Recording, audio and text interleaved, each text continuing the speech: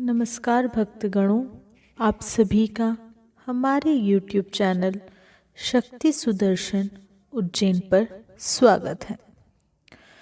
कार्तिक शुक्ल अष्टमी को गोपाष्टमी कहते हैं और कहीं कहीं इसे गोष्ठा अष्टमी भी कहते हैं। यह व्रत गोपालन के संबंध में हमारे देश की प्राचीन निष्ठा का प्रतीक है। गौओं का हमारे देश के सामाजिक जीवन में कितना महत्वपूर्ण स्थान है, इसे बताने की आवश्यकता नहीं है। उनके संबंध में भगवान श्री कृष्ण का यह वाक्य ही पर्याप्त है कि गवाम मध्ये वसामयहम्।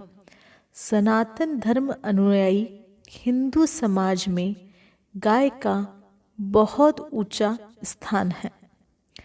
गोपाष्टमी उनके लिए एक अनिवार्य व्रत है।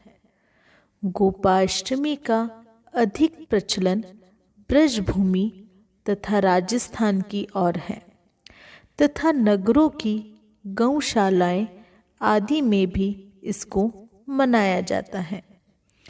किंतु ऐसे उपयोगी व्रत का महत्व प्रत्येक हिंदू गृहस्थ के लिए है।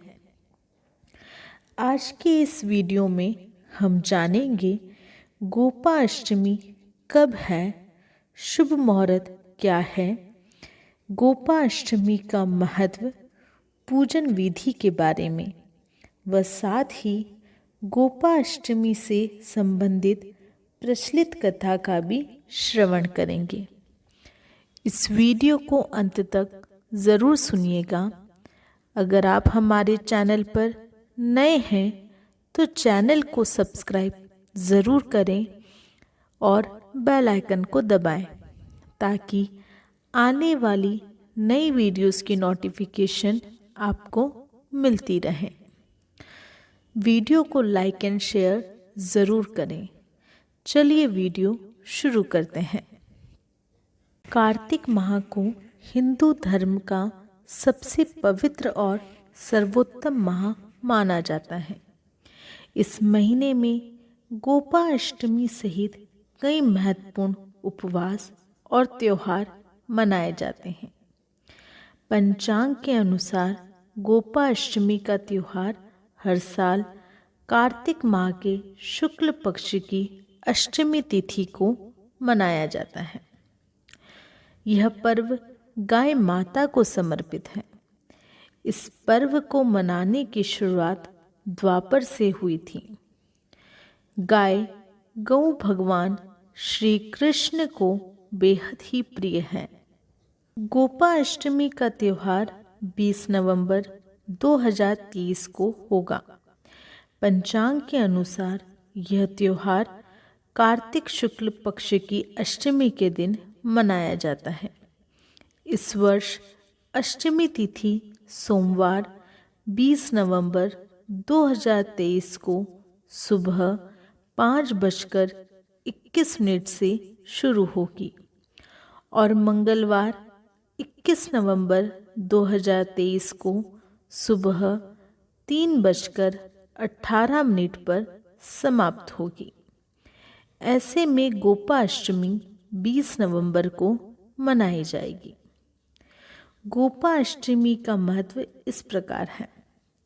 हिंदू धर्म में गाय को पूजनीय पशु माना जाता है। ऐसा माना जाता है कि गाय में 36 करोड़ देवी देवताओं का वास होता है। श्रीमद् भागवत गीता में गाय के बारे में लिखा है, जब देवताओं और राक्षसों के बीच समुद्र मंथन हुआ तो जो 14 रत्न निकले, जिनमें कामधेनु गाय भी शामिल थी। कामधेनु पवित्र थी, इसलिए ऋषि मुनि उसे अपने पास रखते थे। श्रीमद् भागवत गीता में उल्लेख है कि भगवान श्री कृष्ण बचपन में गायों के साथ खेलते थे और गायों की सेवा भी करते थे। उन्हें गायों से बहुत प्यार था। गोपाष्टमी पर गायों की पूजा करने से सौभाग्य, सुख और समृद्धि आती है। कहा जाता है कि इस दिन गाय और बछड़ों की भी पूजा करनी चाहिए। जब भगवान श्री कृष्ण पौगंड अवस्था में पहुँचे, तब गोपाष्टमी के दिन नंद महाराज ने गायों और श्री कृष्ण जी के लिए एक समारोह किया।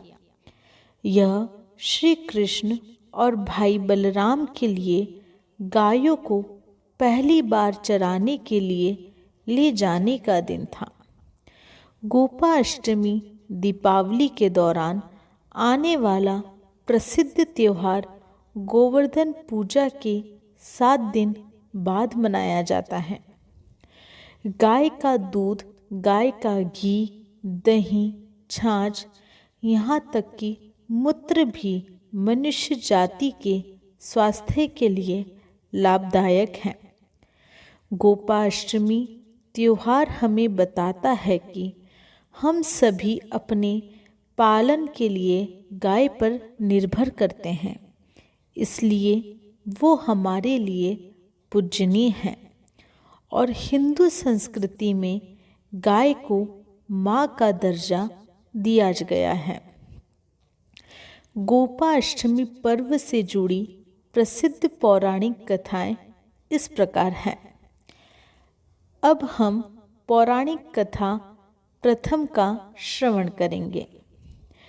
जब कृष्ण भगवान ने अपने जीवन के 6ठे वर्ष में कदम रखा, तब वे अपनी मैया यशोदा से जिद करने लगे कि वे अब बड़े हो गए हैं और बछड़े को चराने के बजाय वे गैया चराना चाहते हैं।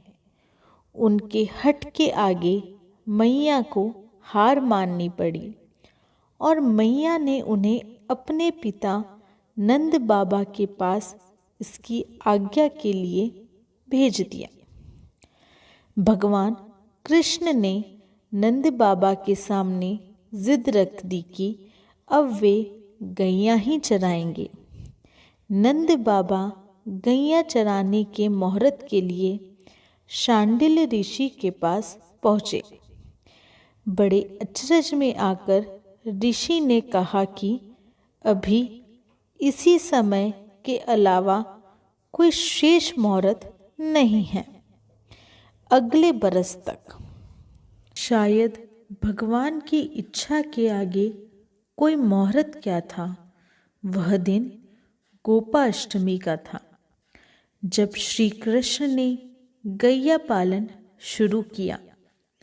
उस दिन माता ने अपने कान्हा को बहुत सुंदर तैयार किया, मोर मुकुट लगाया, पैरों में घुंघरू पहनाए और सुंदर सी पादुका पहनने दी। लेकिन कान्हा ने वे पादुकाएं नहीं पहनी।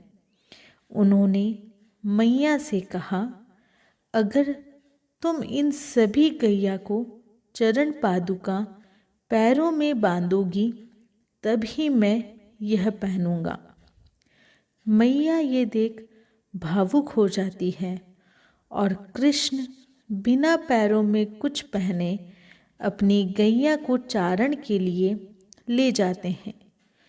गौचरणी करने के कारण ही श्री कृष्णा को गोपाल या गोविंदा के नाम से भी जाना जाता है। गोपाष्टमी पर्व से संबंधित दूसरी कथा इस प्रकार है। ब्रिज में इंद्र का प्रकोप, इस तरह वर्षा की लगातार बारिश होती रही, जिससे बचने के लिए श्री कृष्ण ने 7 दिन तक गोवर्धन पर्वत को अपनी सबसे छोटी उंगली से उठाए रखा। उस दिन को गोवर्धन पूजा के नाम से मनाया जाने लगा।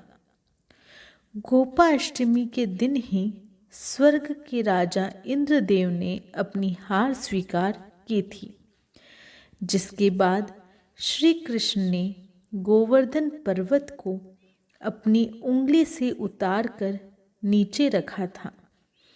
भगवान कृष्ण स्वयं गौ माता की सेवा करते हुए गाय के महत्व को सभी के सामने रखा। गौ सेवा के कारण ही इंद्र ने उनका नाम गोविंद रखा। तीसरी कथा इस प्रकार है। गोपाष्टमी से जुड़ी एक बात और ये है कि राधा भी गाय को चराने के लिए वन में जाना चाहती थी, लेकिन लड़की होने की वजह से उन्हें इस बात के लिए कोई हाँ नहीं करता था। जिसके बाद राधा को एक तरकीब सूझी। उन्होंने ग्वाला जैसे कपड़े पहने और वन में श्री कृष्ण के साथ गाय चराने चली गई। गोपाष्टमी की पूजा विधि इस प्रकार है। सुबह ही गाय और उसके बछड़े को नहलाकर तैयार किया जाता है। उसका श्रृंगार किया जाता है। पैरों में घुंघरू बांधे जाते हैं। अन्य आभूषण पहनाए जाते हैं। गौ माता की सींगों पर चुनरी का पट्टा बांधा जाता है। सुबह जल्दी उठकर स्नान करके गाय के चरण स्पर्श किए जाते हैं। गाय माता की परिक्रमा भी की जाती है। सुबह गायों की परिक्रमा कर उन्हें चराने बाहर ले जाते हैं। इस दिन ग्वालों को भी दान दिया जाता है। कई लोग इन्हें नए कपड़े देकर तिलक लगाते हैं। शाम को जब गाय घर लौटती है तब फिर उनकी पूजा की जाती है। उन्हें अच्छा भोजन दिया जाता है। खास तौर पर इस दिन गाय को हरा चारा, हरा मटर एवं गुड़ खिलाया जाता है। जिनके घरों में गाय नहीं होती हैं, वे लोग गौशाला जाकर गाय की पूजा करते हैं। उन्हें गंगा जल, फूल चढ़ाते हैं, दिया जलाकर गुड़ खिलाते हैं। गौशाला में खाना और अन्य सामान का दान भी करते हैं। औरतें कृष्ण जी की पूजा भी करती हैं। गाय को तिलक लगाती हैं। इस दिन भजन किए जाते हैं। कृष्ण पूजा भी की जाती है। आपको हमारी वीडियो कैसी लगी कमेंट बॉक्स में ज़रूर बताएं। हमारे चैनल को सब्सक्राइब करें और बेल आइकन को दबाएं। जय श्री महाकाल।